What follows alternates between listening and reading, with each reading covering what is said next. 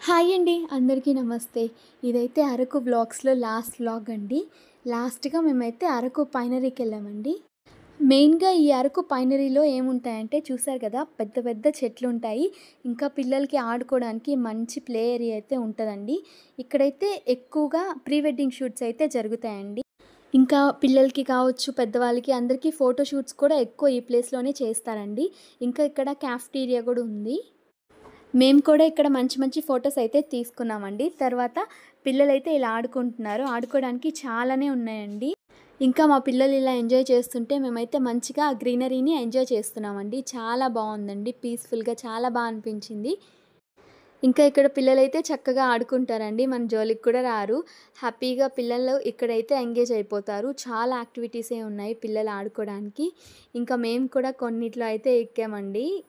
అవి కూడా physical activities ఇలా ట్రెక్కింగ్ అవన్నీ కూడా పెట్టున్నారండి ఇక్కడ. ఇక్కడ చూడండి. మేము కూడా ఎక్కామండి నేను, మా అమ్మ.